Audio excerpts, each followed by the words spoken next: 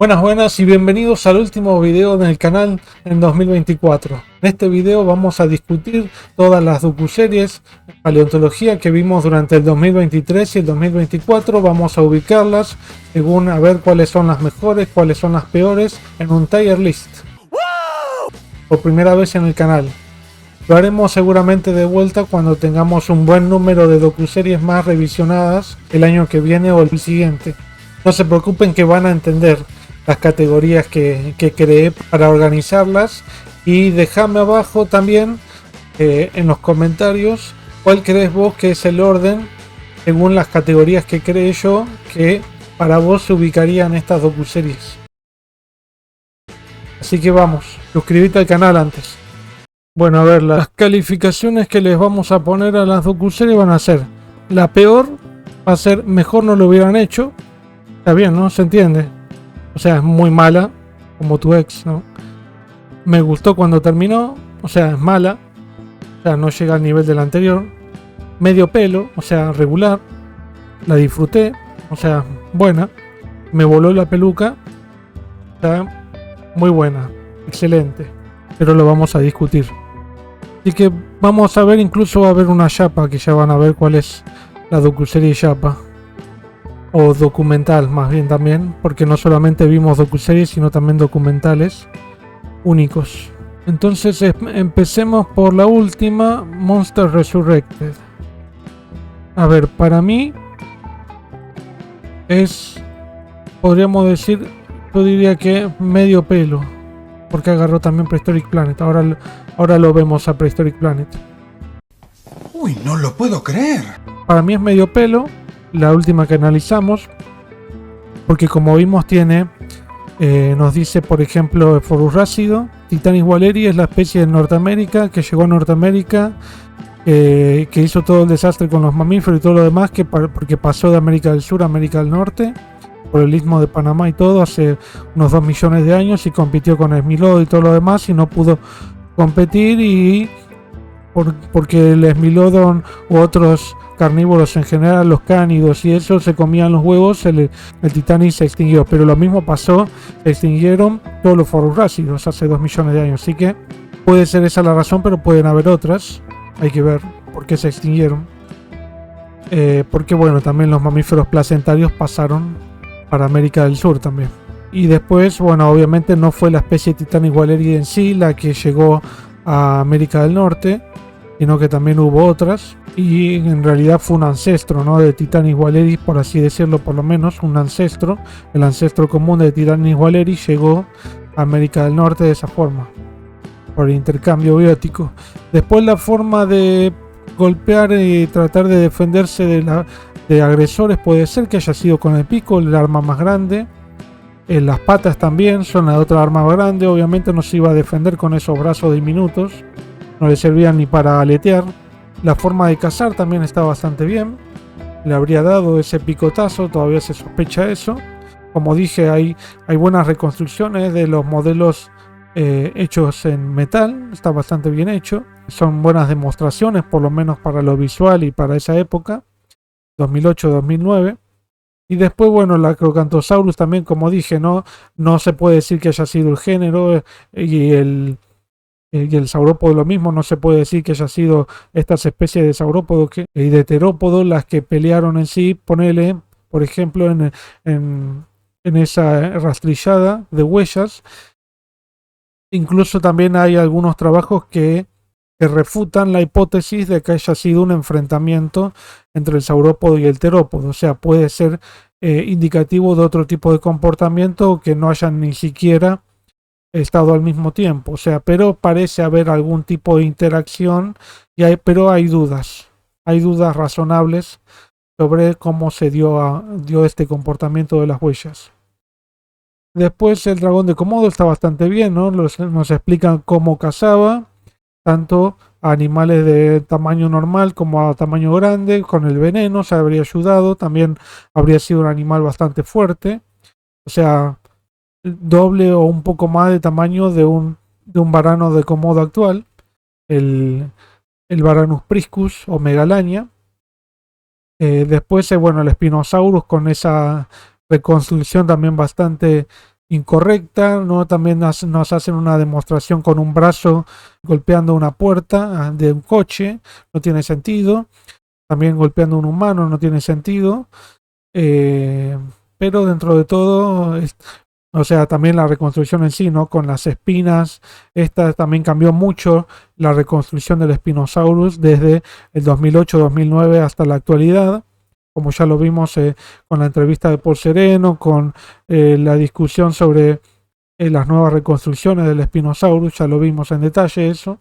Y después también nos muestran una reconstrucción como habría sido que esos animales se pudieron haber integrado al paisaje actual. Está bastante, y en algunos casos es razonable, en otros no tanto. Megalaña puede ser que sea razonable, que se haya podido comer algo del ganado actual, pero las animaciones son muy malas. Por ejemplo, el Mosasaurus que nos muestran en la docuserie es en realidad un Tylosaurus, que es un familiar, sí, es un mosasáurido, que tenía las aletas anteriores modificadas, distintas a las de un Mosasaurus, eran bastante más anchas estas, más amplias, y además la cola también se encontró que tenían una bifurcación y que se orientaba hacia abajo la punta de la cola, y eso se encontró porque se encontró una impresión de cómo habría sido esa cola. Se supone que era así para todos los mosasáuridos, pero tampoco es seguro, pudo haber habido cierta variación de la morfología,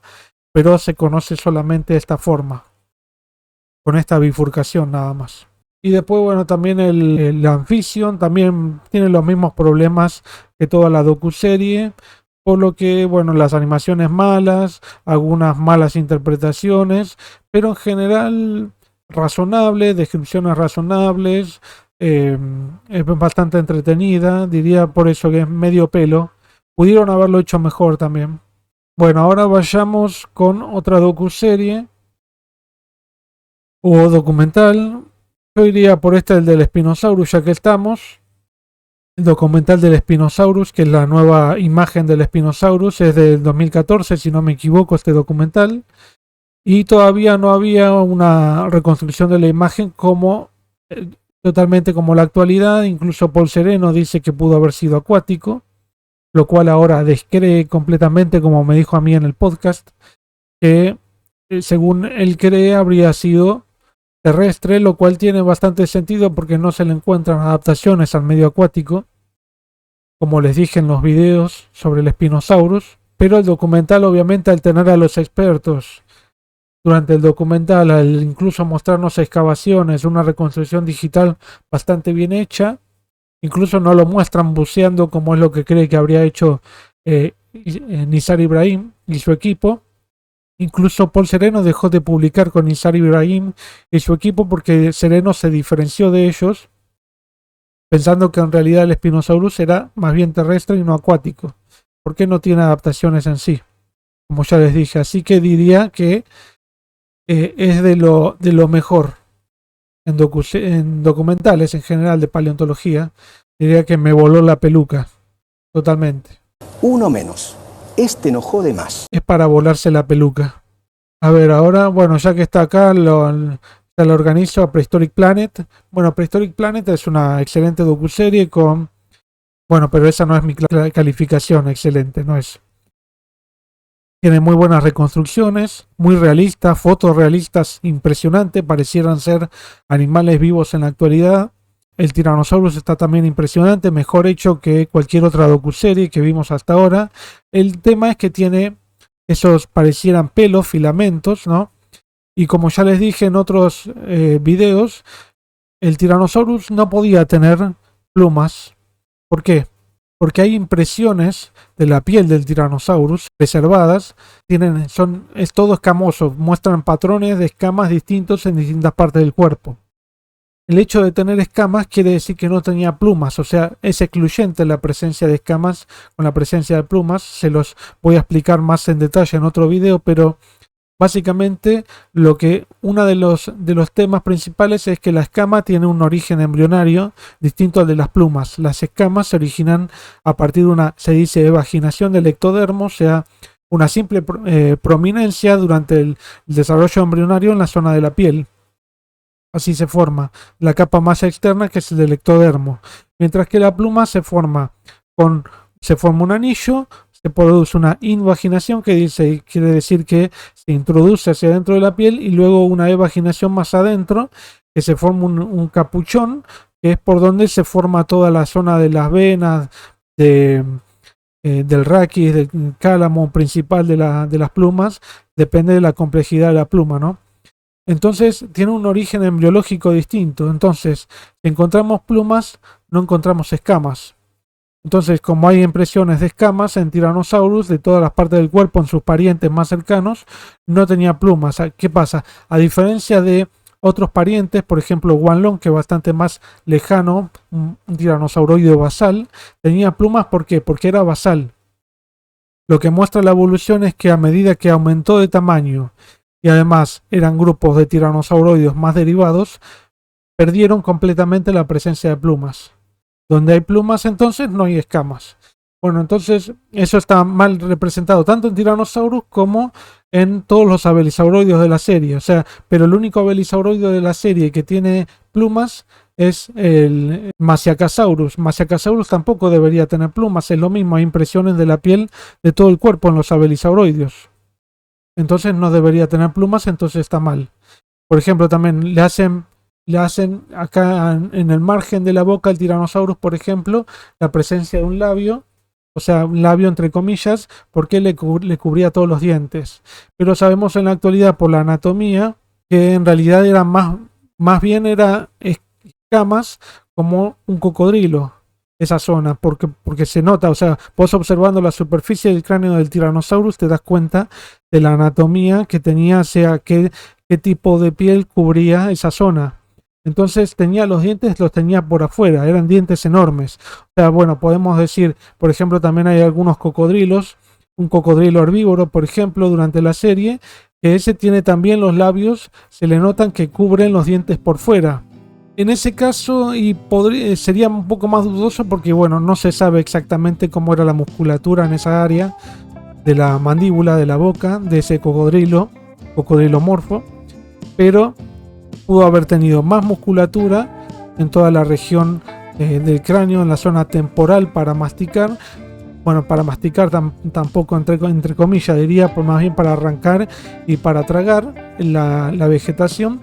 Pero por otro lado también tenía los dientes más chiquitos. Al tener dientes más chiquitos es más fácil que se protejan por el borde mandibular, que teniendo los dientes tan grandes como el Tyrannosaurus. Entonces podríamos decir que el cocodrilomorfo tal vez tenía, por así decirlo, labios por fuera que cubrieran los dientes, pero no se sabe. Otro tema es el caso que los hacen a todos animales muy sociables, incluso todos cazando en grupo, lo cual, por ejemplo, en Velociraptor no se sabe y no se cree que haya sido así.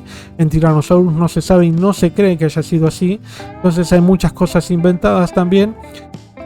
Pero a pesar de todos esos errores y otros tanto, incluso también donde vemos que los representan a los dinosaurios y a otros fósiles, no se encontraron a estos animales en estos ambientes de depositación. O sea, esos ambientes en los que vemos en la serie, los ambientes que representan según cada episodio, no son los ambientes en los que se los encontraron, al menos en la mayoría de los casos. Tal vez en el Masiacasaurus sí, porque habían ríos y ahí era un buen sitio con también sedimentos de grano fino, buen sitio para preservación. Pero no se sabe a qué ambientes se hubieran metido estos animales, porque no los encontrás ahí. Los encontrás en ambientes en donde estos animales pueden ser sepultados. Bueno, a pesar de todos estos errores, y yo diría que llevó la discusión también más allá de lo normal, y además visualmente es deslumbrante. Y el error también, bueno, del Dreognathus, que ya comenté también en el video propio de Prehistoric Planet, que no podía tener esos dos bolsas por los costados del cuello, porque anatómicamente es imposible, así que lo pondría de todas formas en Me voló la peluca, a pesar de todos los errores comentados. Bueno, ahora podríamos ir por el documental de Stephen Fry, que bueno, la verdad que tampoco no tiene muchas cosas rescatables. Bueno, relativamente está bien que hayan hecho al Utahraptor, posiblemente cazando, que un dinosaurio herbívoro ornitisquio que vivió en su época y en su sitio en Utah, así que podría haber sido presa de este, pero no en manada como lo muestran acá. También muestran, bueno, reconstrucciones digitales muy mal hechas. El Allosaurus también lo ponen a cada rato que abre la boca cuando dicen que realmente tenía una apertura de la boca demasiado amplia de unos 180 grados que se descubrió en análisis biomecánicos, pero no lo tenía para gritar, digamos, a esa apertura de la mandíbula. Pero a pesar de que tiene 2 o 3 aciertos, diría que todo lo demás son desaciertos o errores, así que yo diría que mejor no lo hubieran hecho. Y es del 2023. Tendrían que haber hecho con mejores efectos digitales. Bueno, a pesar de que esta serie la analizamos en el canal y la tuve que bajar por derechos de autor, voy a emitir una pequeña opinión sobre Caminando con Dinosaurios, que bueno, es del 99, si no me equivoco, 98-99, hecha por la BBC de Londres, y evidentemente desde en adelante, es otro video que quiero hacer también, pero quiero decirles, desde acá en adelante se produjo una edad dorada de las docuseries, y yo diría que también podríamos decir de la paleontología en general como disciplina, porque explotó la cantidad de especies de dinosaurios encontradas entonces, de fósiles también, porque además de que hubo más financiamiento a las investigaciones paleontológicas, también se formaron científicos formados por grandes paleontólogos anteriores. Por ejemplo, acá estuvo Bonaparte desde los años 50 en adelante, y después fue cuando llegó al Museo Bernardino Rivadavia de Capital en los 80-90, llevó una revolución, tuvo muchos discípulos y esos discípulos ahora están formando sus propios discípulos. Entonces eso llevó a que, bueno, haya un montón de gente ahora en la actualidad investigando.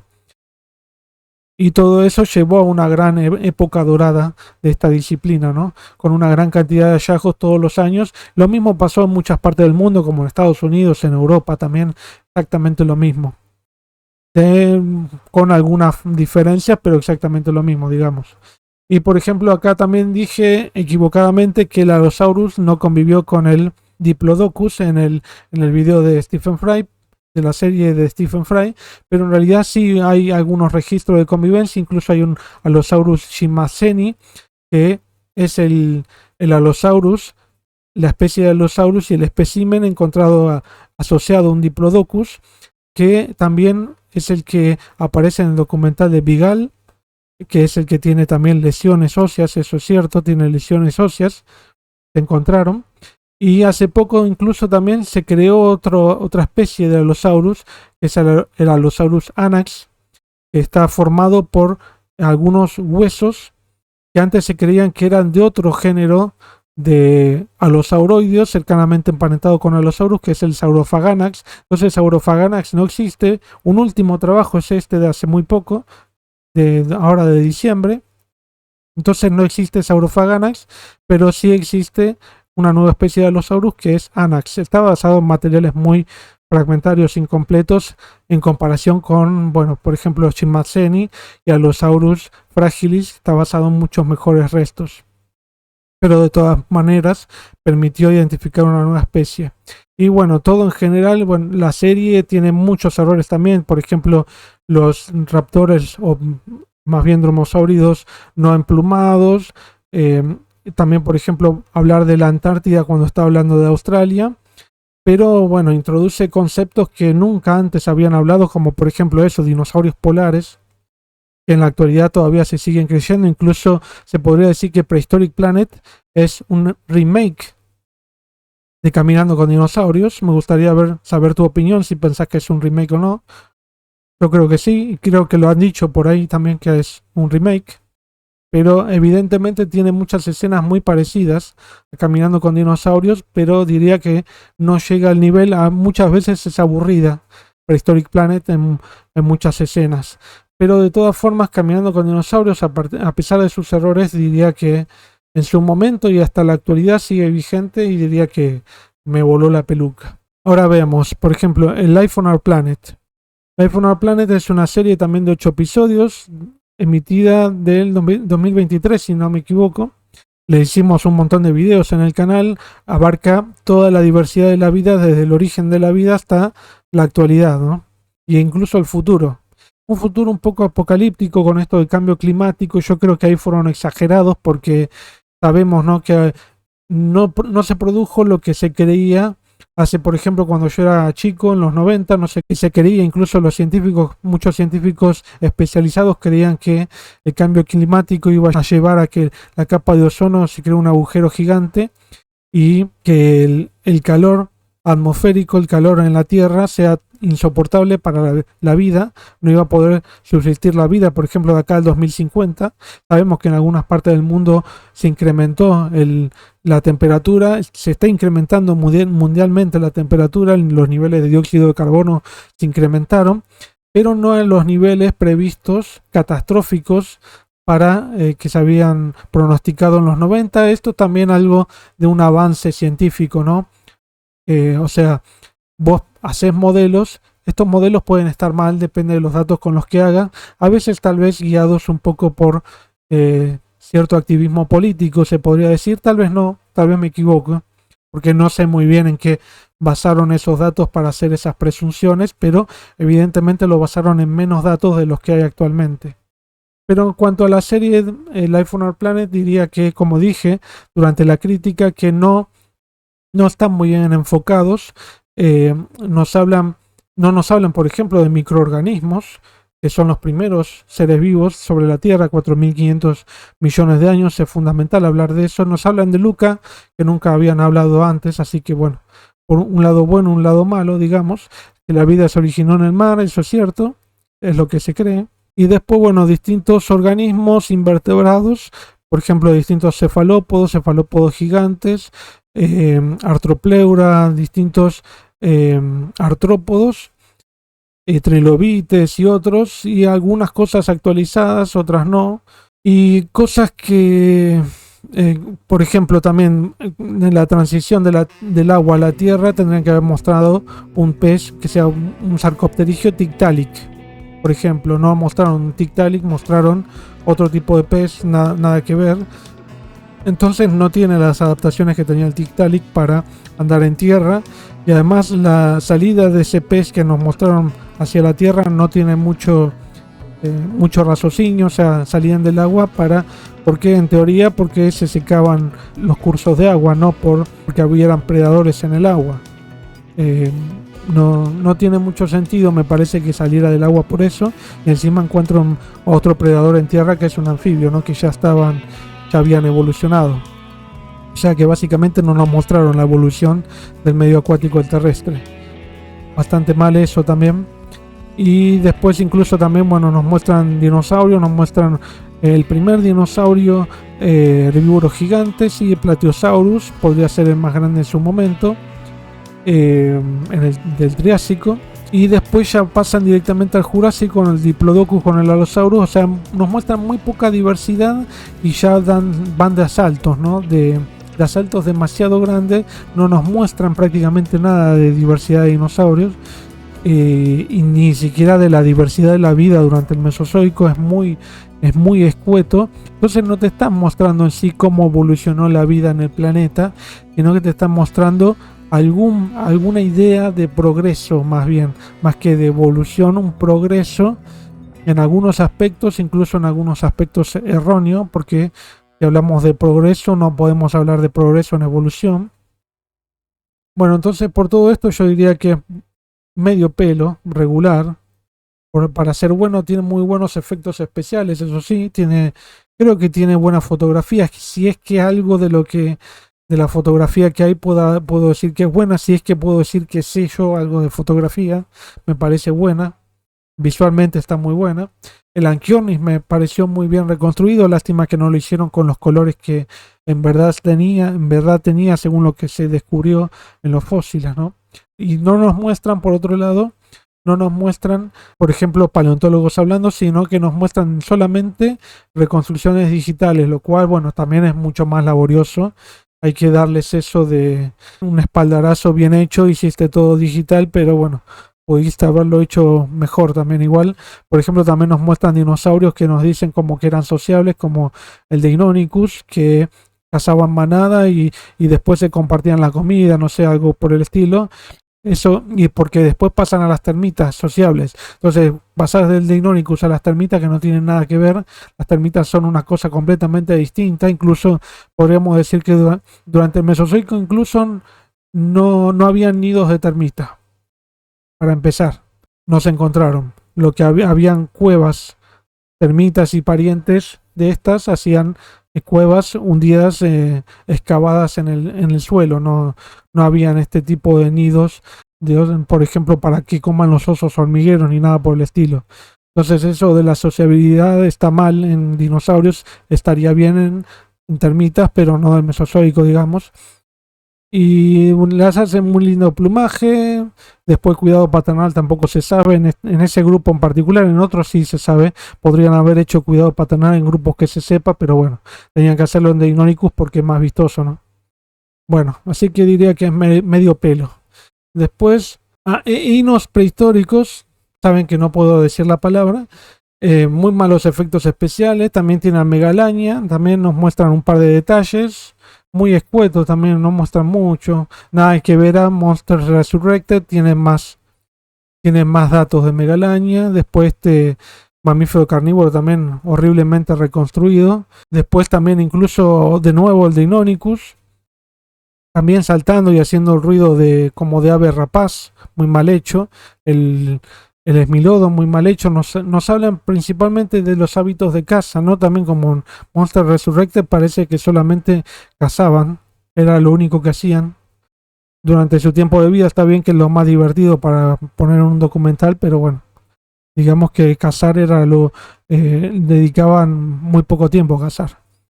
Pero yo diría que esta está más bien dentro de la última categoría. Mejor no lo hubieran hecho. Total, ya tenías a Monster Resurrected. Bueno, igual son más o menos de la misma época, diría. No están muy distantes uno de otro.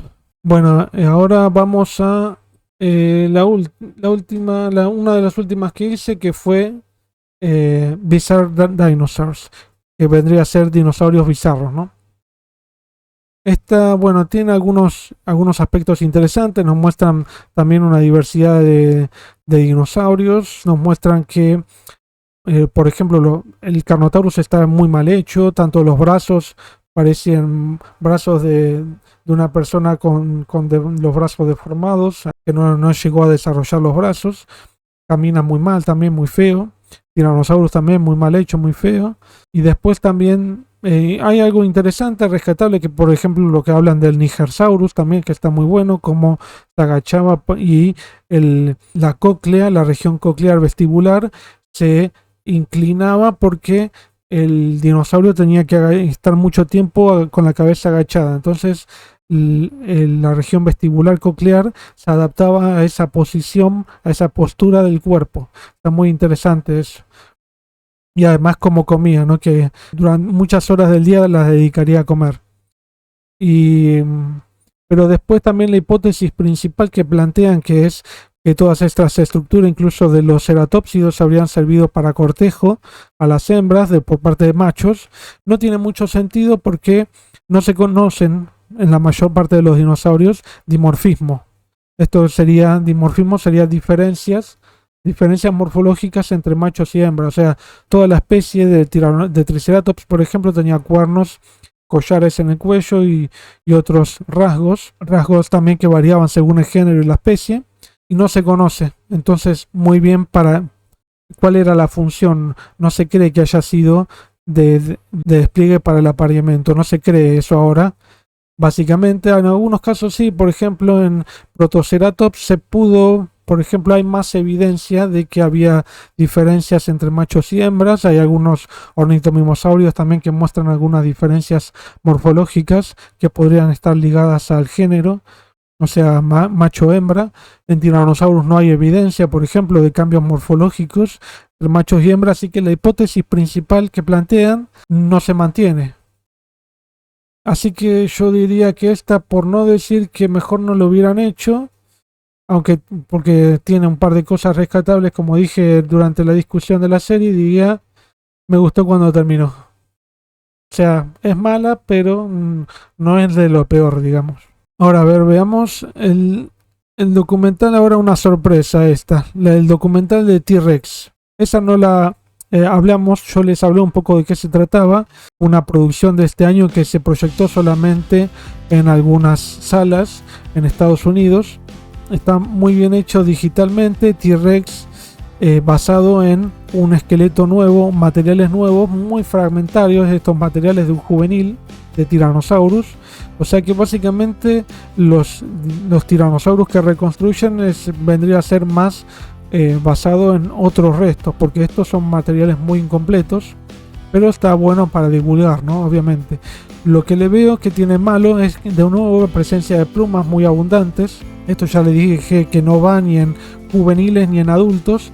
Muestran al juvenil, por ejemplo, también cazando animales, incluso junto con otros tiranosaurus juveniles, lo cual no se supone que haya pasado tampoco ni del adulto ni del juvenil cazando en grupo, ni a dinosaurios más grandes. Incluso hay restos de un tiranosaurio, un Gorgosaurus, que habría comido oviraptorosáuridos aproximadamente de la misma edad que él, o sea, que comería presas que podría comer, que podría tragar con facilidad, no presas de un tamaño demasiado más grande y las tragaría enteras.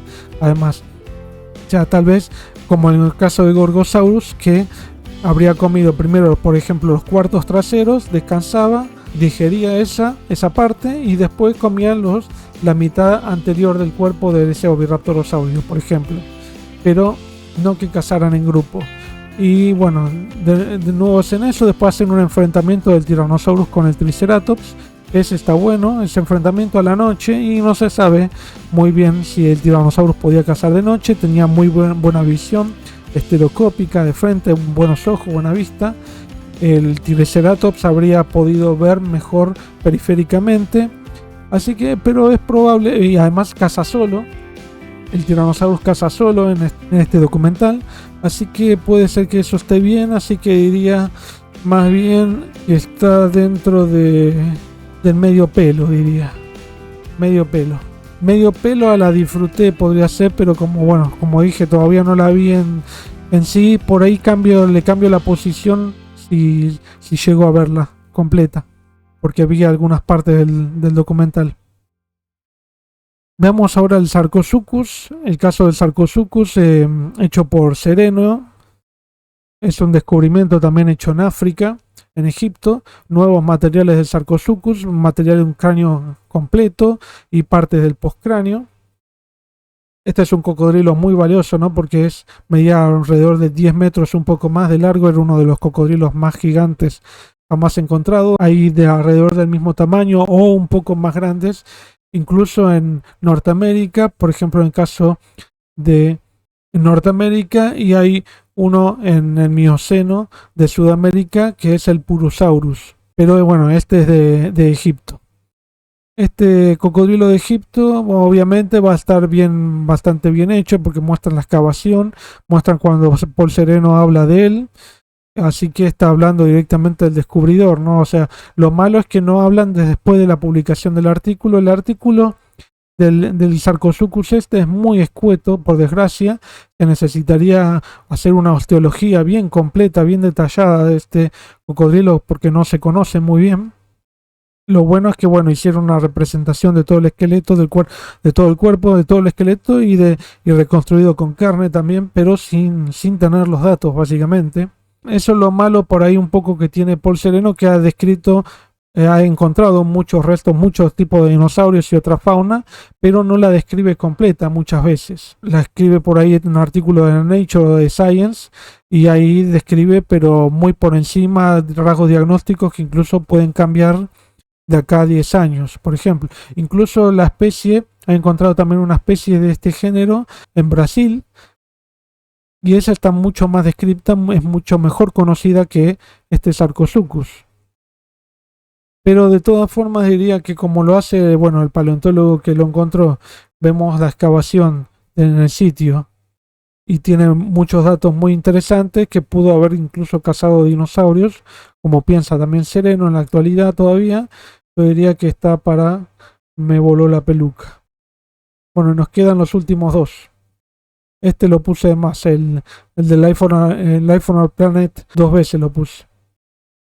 Vemos el de Dinosaurio 13. Bueno, el Dinosaurio 13, como hablamos, es el dinosaurio del Tyrannosaurus Zoo, el espécimen llamado Zoo, y informalmente descrito en el 2003 por Daniel Brochu, un paleontólogo más dedicado a los cocodrilos que a dinosaurios, pero hizo una monografía muy completa. Se hicieron muchos trabajos posteriormente a los de esta osteología bien completa del Tyrannosaurus, una de las pocas, por desgracia, de este dinosaurio. Se deberían hacer trabajos completos con todos los especímenes que se encuentren, porque se podría hacer también comparaciones, ¿no?, entre especímenes. Eso, cuanto más especímenes se tengan de estos, mejor, porque se pueden hacer análisis poblacionales, lo cual escasean, o poblacionales, o más bien de analizar toda la especie, ¿no? Un tamaño muestral que sea útil, ¿no?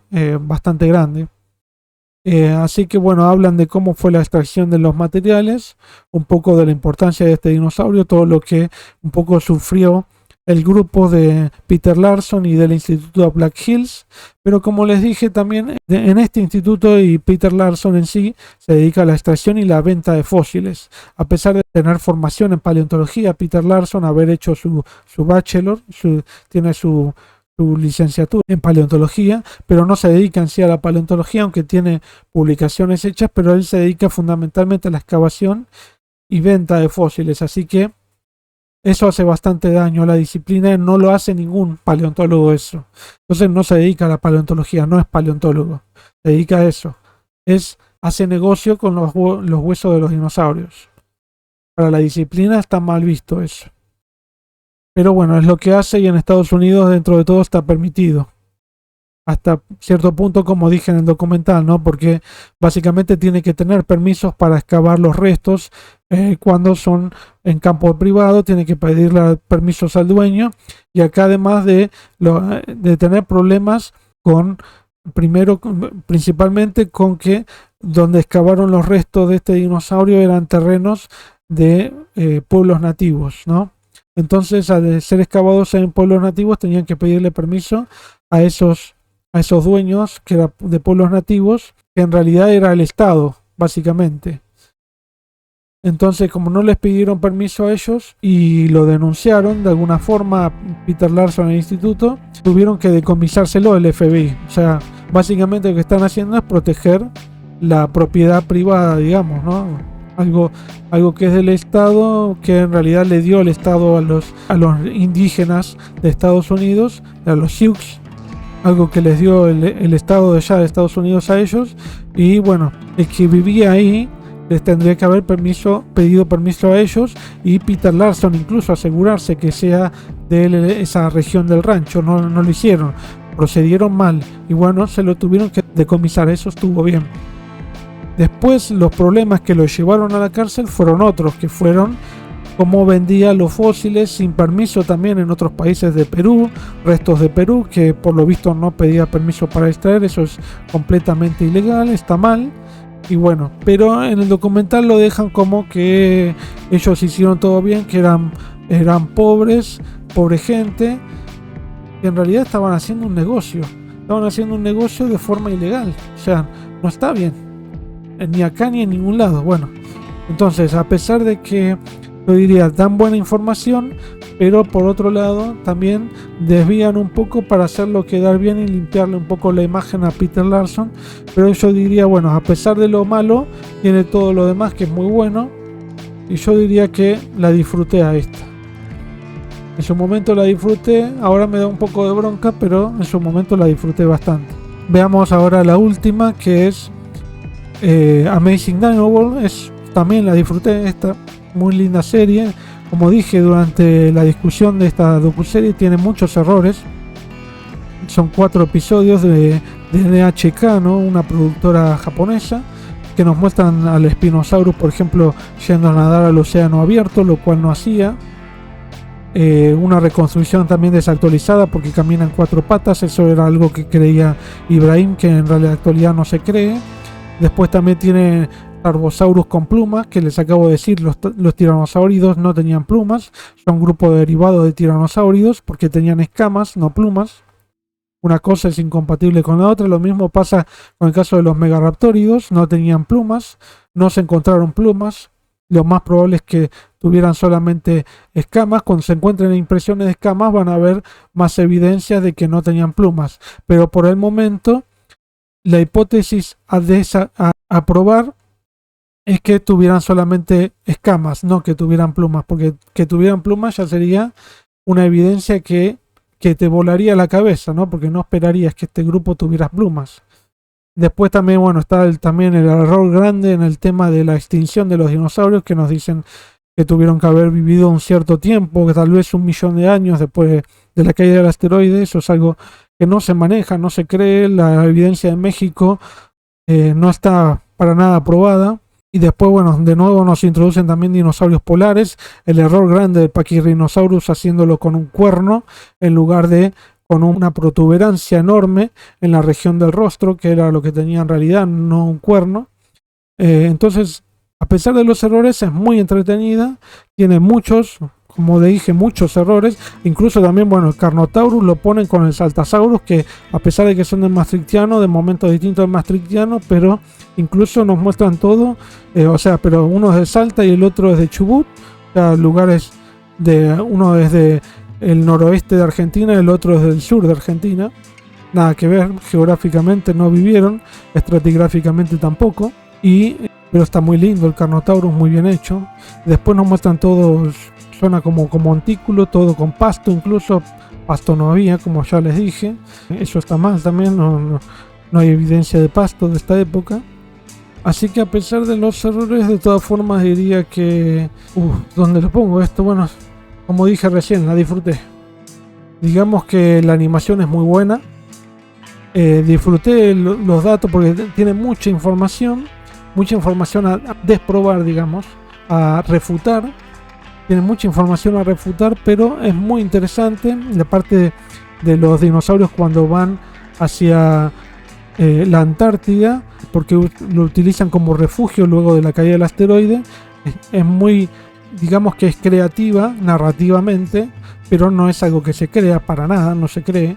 Y para allá fueron dinosaurios de América del Sur, de distintas partes de América del Sur, como de Chile, y con un anquilosaurio nosaurio, y de Argentina incluso también era el Puertasaurus, que fue hacia allí. Eso es algo que no se cree. Bueno, esta es básicamente la disposición que yo creo que están las distintas docuseries y documentales que analizamos durante toda el 2023 y 2024 hasta ahora. Veremos más adelante si haré otra tier list para acomodar las nuevas series que vayamos viendo. Decime vos en qué lugar las hubieras ubicado a estas mismas series. Y bueno, nos vemos en el 2025. Muchas gracias por acompañarme durante todo el año. Y en este video, el último video del año. Chau, chau.